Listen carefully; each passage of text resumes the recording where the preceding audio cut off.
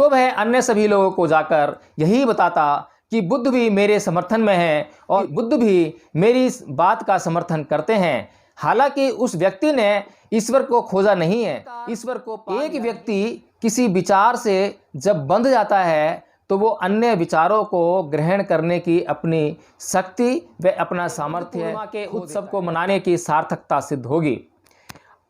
अन्यथा तो हम कितने भी उत्सव मना लें, कितनी भी हम व्यंजन और पकवान खा लें, उनका हमारे जीवन में से बच सकते हैं और पुण्य में वृद्धि कर सकते हैं। एक गाथा मैं उनकी आपको सुनाता हूँ कि अभित्रेत कल्याणे पापा चतंग निवारिये दंदंग ही करोति पुण्यं।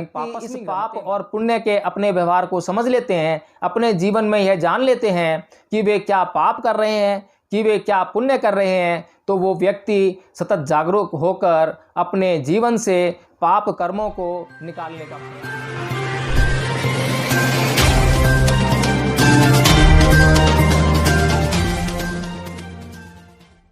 जय भीम, नमो बुद्धाय। प्रिय धम्म बंधुओं, आने वाली 7 मई को हम त्रिविधि बुद्ध पूर्णिमा का उत्सव मनाने जा रहे हैं और इस उत्सव का हमारे जीवन में क्या महत्व है, पूरे भारतवर्ष के लिए इस उत्सव का क्या महत्व है, ज़्यादा अधिक अच्छा रहेगा। प्रिय धम्म बंधुओं, जैसा कि हम जानते हैं कि भारतवर्ष अनेकों उत्सवों का देश है। यहाँ पर आए दिन तरह तरह के त्यौहार और उत्सव मनाए जाते हैं। लेकिन अगर मैं बात करूं कि बुद्ध पूर्णिमा उन सभी उत्सवों से किस प्रकार भिन्न है, बुद्ध पूर्णिमा एक ऐसा उत्सव है जो कि विश्व स्तर पर मनाया जाता है। न केवल भारत इस उत्सव को मनाता है बल्कि पूरी दुनिया इस उत्सव को बड़े हर्षोल्लास से मनाती है। लेकिन वहीं पर भारतवर्ष के अन्य जितने भी उत्सव हैं, हिंदू धर्म, सिख धर्म या अन्य किसी भी धर्म के ऐसे उत्सव जिस धर्म का जन्म भारत भूमि पर हुआ, उस धर्म के उत्सवों का किस पैमाने पर और कितनी दुनिया के कितने बड़े हिस्से मनाया जाता है, अगर इस बात को अगर हम सोचें तो हमें ये जानकारी मिलती है कि सिर्फ और सिर्फ बुद्ध पूर्णिमा ही एक ऐसा उत्सव है जो भारत भूमि पर उत्पन्न हुआ, भारत भूमि से निकलकर पूरी दुनिया में फैला और पूरी दुनिया उसे बहुत ही हर्षोल्लास से मनाती है। लेकिन बहुत ही दुख की बात भी है कि भारतवर्ष के लोग बुद्ध पूर्णिमा के बारे में शायद ही अधिकांशतः जानते हों। बहुत कम लोग हैं जो बुद्ध पूर्णिमा के बारे में जानते हैं और जो लोग जानते हैं वो उसको सेलिब्रेट करने का काम करते हैं। लेकिन जो नहीं जानते हैं वो कुछ जानते हैं, ज़्यादा अधिक बुद्ध और उनके धम्म के बारे में नहीं जानते हैं। तो प्रिय धम्म बंधुओं, आने वाली 7 तारीख को हम त्रिविधि बुद्ध पूर्णिमा का उत्सव मनाएंगे। इस दिन जैसा कि हम जानते हैं कि सिद्धार्थ का इस दिन जन्म हुआ, सिद्धार्थ ने इसी दिन संबोधि प्राप्त की और वे बन गए बुद्ध, और इसी दिन तथागत बुद्ध का महापरिनिर्वाण भी हुआ।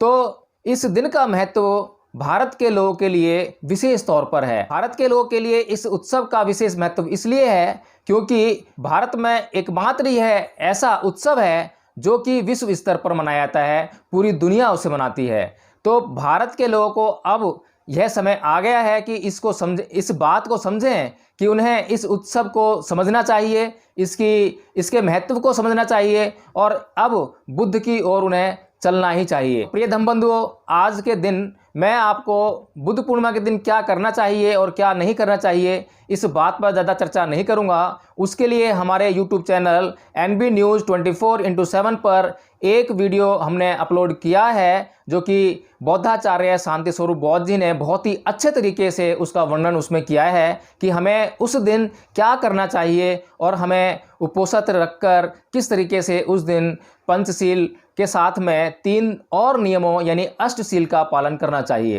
तो प्रिय धम्म बंधुओं, मैं अब आज आप लोगों के लिए धम्म के ऊपर कुछ चर्चा करना चाहता हूं। आज की मेरी चर्चा का विषय है कि बहुजन समाज, जो कि भारत का एक विकराल समाज है, जो कि अपने आप को परम पूज्य बाबा साहेब डॉक्टर भीमराव अंबेडकर का अनुयायी कहता है, उनका भक्त कहता है, लेकिन वो बुद्धिज्म से अभी कोसों दूर दिखाई देता है। आखिर क्या कारण है?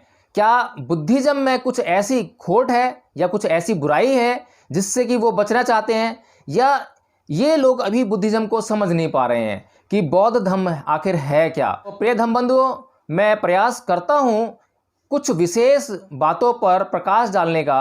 कुछ आंशिक रूप से मैं प्रकाश डालूंगा बौद्ध धम्म के ऊपर, क्योंकि बौद्ध धम्म को समझाने के लिए अगर बैठो, क्योंकि बौद्ध धम्म को समझाना कोई 1 घंटे या 1 दिन का काम नहीं है, बल्कि इसमें तो महीनों और सालों भी लग जाएं। और उसके आचरण की अगर मैं बात करूं तो पूरा जीवन कई बार लगाना पड़ जाता है, तब जाकर हम लोग कुछ आचरण उसका समझ पाते हैं, सीख पाते हैं और उस पर चल पाते हैं।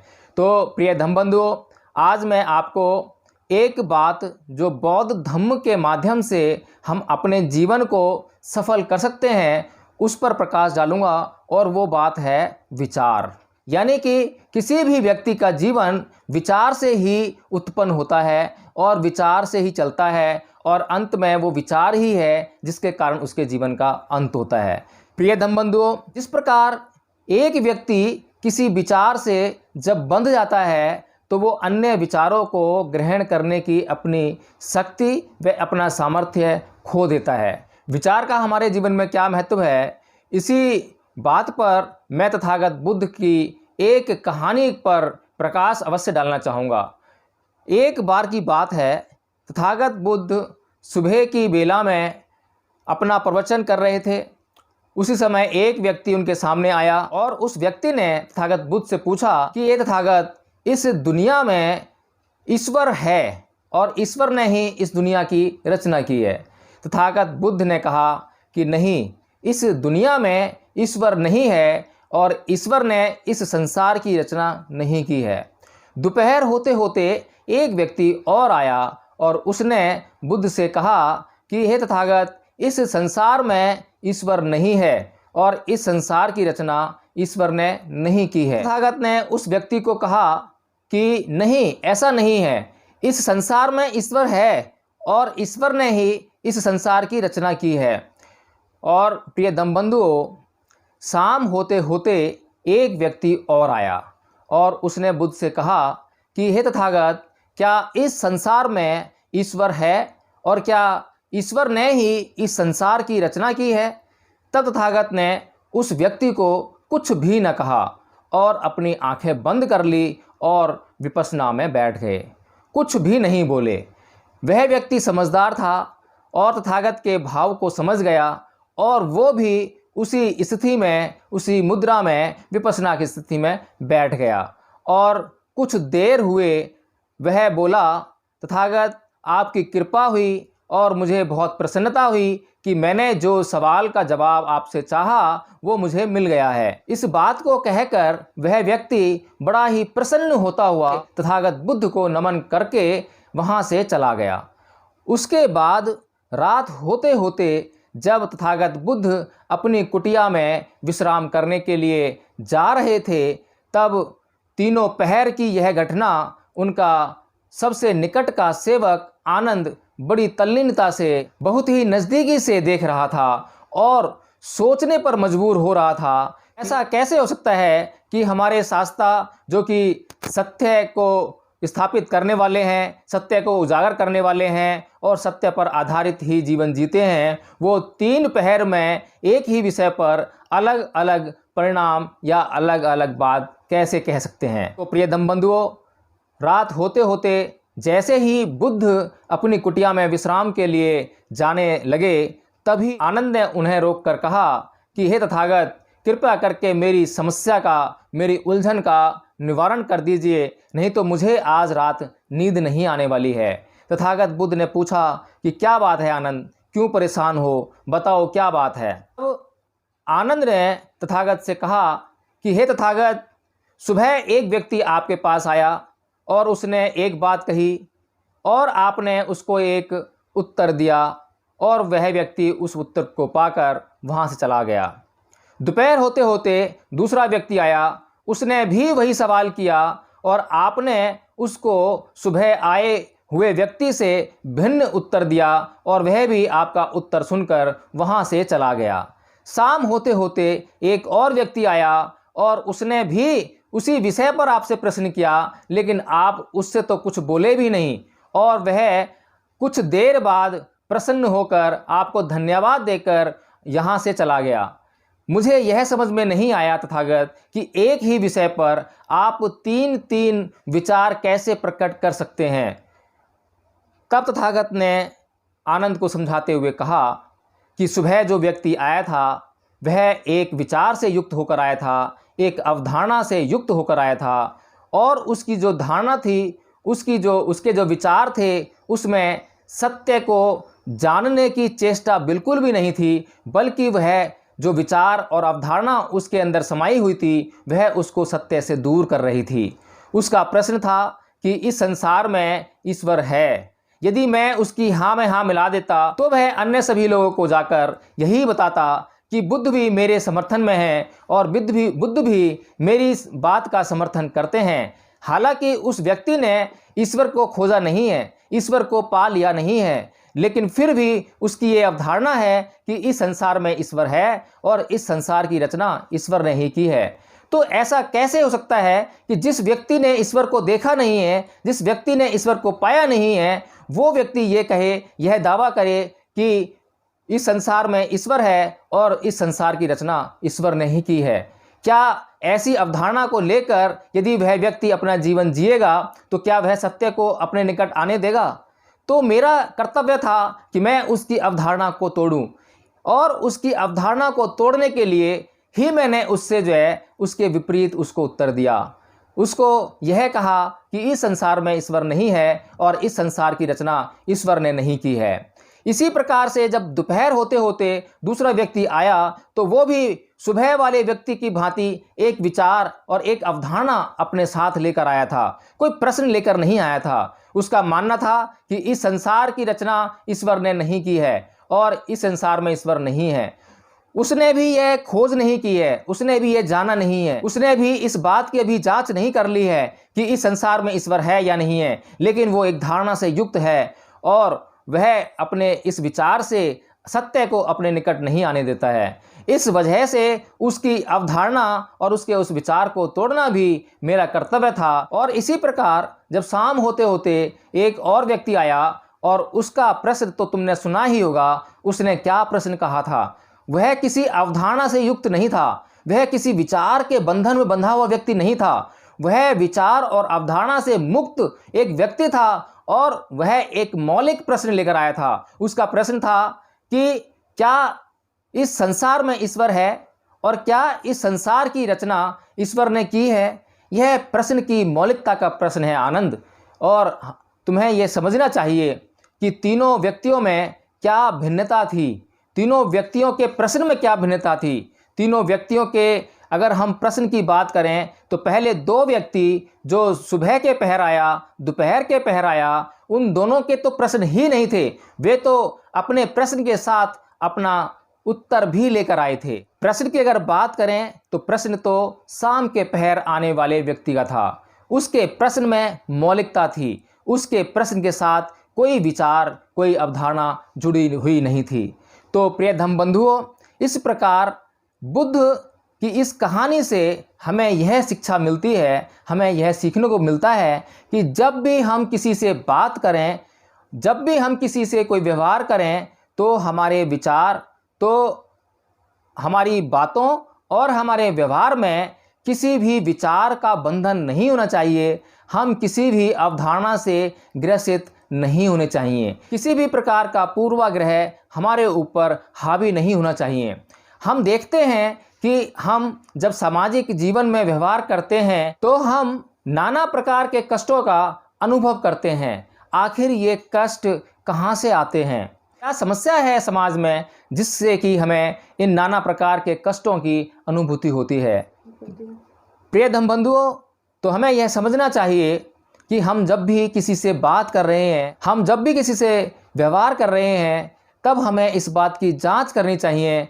और यह जांच तभी संभव है जब हम सतत जागरूक रहें, अन्यथा तो हम अभी भी बेहोशी के जीवन में जिए जा रहे हैं और हमारे मन वचन कर्म से कितने पाप हो रहे हैं, कितने पुण्य हो रहे हैं, उसके प्रति भी हमारी चेतना नहीं है, हम जागरूक नहीं हैं। यदि हम थोड़ा थोड़ा कर अंश अंश करके अपने व्यवहार को जांच की कसौटी पर कसना शुरू कर दें, हो सकता है कि उस समय हम वह व्यवहार कर चुके हों, लेकिन उस समय हम जागरूक ना रहे हों, लेकिन व्यवहार हो चुकने के बाद भी अगर हम प्रयत्न करें तो हम इस प्रकार के प्रयत्नों से एक समय ऐसा आएगा जब हम अपना व्यवहार किसी के साथ करते हुए उसी समय उसकी जांच करके अपने आप को पूर्वाग्रहों से, अन्य प्रकार के विचारों से, किसी भी प्रकार की अवधारणा से अपने आप को मुक्त रख पाएंगे और बिल्कुल स्वतंत्र होकर, आज़ाद होकर, मुक्त होकर हम किसी भी व्यक्ति के साथ में व्यवहार कर सकेंगे। और जब इस प्रकार का हम व्यवहार करेंगे तब ना तो उसके पूर्व कर्म हमारे व्यवहार पर हावी होंगे, ना हमारे पूर्व कर्म हमारे व्यवहार पर हावी होंगे, और हमारे जो उसके प्रति द्वेष, घृणा या प्रेम का जो वातावरण उत्पन्न हो रहा है, जिससे आसक्तियां हमारे भीतर बढ़ती हैं, उससे भी हम अपने आप को बचा सकेंगे। हम सम्यक व्यवहार किसी भी व्यक्ति से कर सकेंगे। लेकिन प्रिय धम्म बंधुओं, इस व्यवहार तक पहुंचना इतना आसान नहीं है, क्योंकि हम जानते हैं कि हमारा व्यवहार हमारी इंद्रियों के द्वारा संचालित होता है, और हमारी इंद्रियां ही हैं जो हमारे व्यवहार से हमसे पाप कराती हैं और उसी व्यवहार से हम पुण्य करते हैं। इस पाप और पुण्य के बीच की जो रेखा है उसको हम समझ नहीं पाते हैं। हम पाप को नहीं समझ पाते हैं, हम पुण्य को नहीं समझ पाते हैं। इसीलिए बुद्ध ने सबसे महत्वपूर्ण बात अपने धम्म को समझाते हुए यही कही कि धम्म कुछ और नहीं है, बल्कि ये पाप और ये पुण्य, यही इसका व्यवहार ही धम्म है। जो व्यक्ति इस पाप और पुण्य के अपने व्यवहार को समझ लेते हैं, अपने जीवन में यह जान लेते हैं कि वे क्या पाप कर रहे हैं, कि वे क्या पुण्य कर रहे हैं, तो वो व्यक्ति सतत जागरूक होकर अपने जीवन से पाप कर्मों को निकालने का प्रयास करते हैं, जिससे उनके जीवन में पुण्य कर्मों की वृद्धि होने लगती है। इसीलिए बुद्ध ने कहा कि सब पापस्य अकर्णं कुशलस्य उपसंपदा सचित्त पर्योदपनं एतं बुद्धानुशासनं। प्रिय धम्म बंधुओं, हमें इस गाथा में कुछ चीज़ें समझने की बहुत आवश्यकता है। मैंने यह गाथा कई बार कही है, कई वीडियोज़ आपने सुने होंगे, लेकिन यह गाथा इतनी महत्वपूर्ण है कि इसे जितनी बार कहा जाए, जितनी बार इसका विश्लेषण किया जाए, उतना ही कम है। इसमें 3 बातें हैं साथियों। पहली बात है कि पाप कर्म का ना करना, दूसरी बात है कि पुण्य कर्म का करना, और तीसरी जो बात है वो ये पाप और पुण्य कर्म को कैसे करने से बचा जा सकता है, इस बात पर जोर डालती है। यानी कि सचित्त पर्योदपनं, यानी कि एक अच्छे, सच्चे व निर्बल चित्त का निर्माण करके ही हम पाप और पुण्य के बीच का भेद जान सकते हैं, और पाप कर्म ना करके अपने पुण्य कर्मों की अपने जीवन में वृद्धि कर सकते हैं। इतना महत्वपूर्ण धम्म भारत के लिए बुद्ध ने दिया, लेकिन भारत के लोग अभी तक बुद्ध के इस धम्म से वंचित हैं। लेकिन इस धम्म का लाभ उठाकर विश्व के अनेक देशों ने प्रगति की और वे आज विकसित देश कहलाते हैं। प्रिय धम्म बंधुओं, हमें यह समझना चाहिए कि आज भारत में अगर तमाम बुराइयां व्याप्त हैं और तमाम तरह के अभाव से भारत का जनमानस पीड़ित है और उस पीड़ा से वो रोज़ रूबरू होता है, तो उसका कारण बुद्ध के धम्म का भारत के लोगों को ज्ञान ना होना ही है। अगर भारत के लोग बुद्ध के धम्म को समझें तो वो उनके लिए पूर्व में भी कल्याणकारी है, वर्तमान में भी कल्याणकारी है और भविष्य में भी कल्याणकारी रहेगा।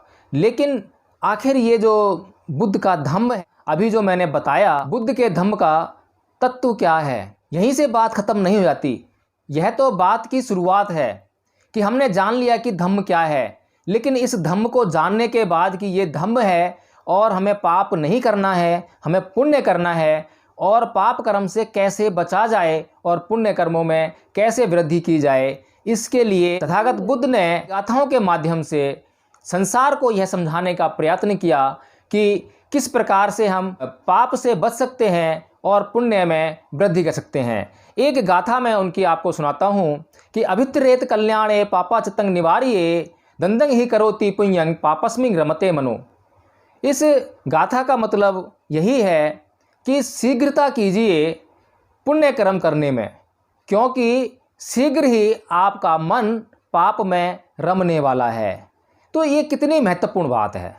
तथागत बुद्ध एक एक पद के माध्यम से बहुत ही महत्वपूर्ण बातें करते हैं, लेकिन यह तभी संभव है जब बुद्ध के अनुयायी और विशेष तौर पर जब मैं बुद्ध पूर्णिमा के अवसर पर आप लोगों के समक्ष प्रस्तुत हुआ हूँ, तो मेरा ये हाथ जोड़कर विनम्र निवेदन है सभी लोगों से, उन लोगों से विशेष तौर पर जो अपने आप को बाबा साहेब का अनुयायी कहते हैं, बाबा साहेब का परम भक्त कहते हैं। यह कर्तव्य बनता है कि वह बाबा साहेब के दिए हुए इस धम्म को यूं ही ना ग्रहण कर सकें तो कम से कम उसको समझने का प्रयास करें।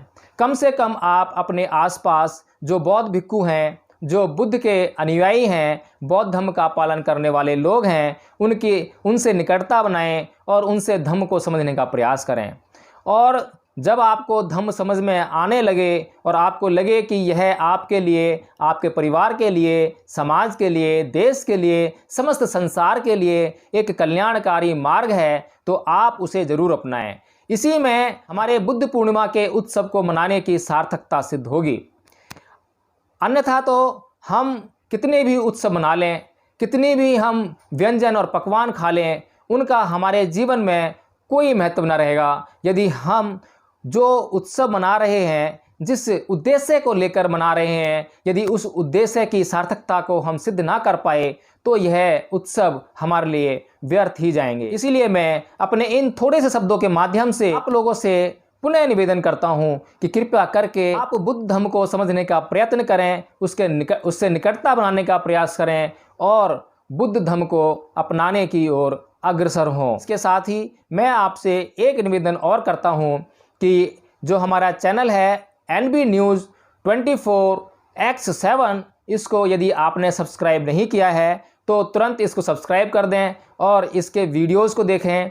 हम इसी प्रकार बुद्ध के धम्म की जानकारियाँ आपसे साझा करना चाहते हैं और बाबा साहेब और बुद्ध का हमारे जीवन में हम किस प्रकार से उपयोग कर सकते हैं, उस पर हम निरंतर प्रकाश डालते रहते हैं और उस प्रकाश का लाभ आपके जीवन के अंधकार को मिटाने में तभी उपयोगी साबित हो सकता है तब आप इस चैनल पर अपलोड हुए सभी वीडियो को देखें, उनकी समीक्षा करें और हमें भी बताएं कि आपको और किस जानकारी की आवश्यकता है। हम अपने समाज के अंधकार को दूर कर सकें और अपने समाज को प्रकाश के मार्ग पर लाकर, प्रगति के मार्ग पर लाकर उसे अग्रसर कर सकें। इसी के साथ मैं आप लोगों से विदा लेता हूँ। जय भीम, नमो बुद्धाय, प्रियतम बंधुओं। मेरा अपना चैनल, आपका चैनल, समाज का चैनल, देश का चैनल NB News 24x7 को आप लाइक करें, सब्सक्राइब करें और ज़्यादा से ज़्यादा इसकी वीडियो को शेयर करें ताकि हर खबर को मैं आप तक आसानी से पहुंचा सकूं। जय भीम।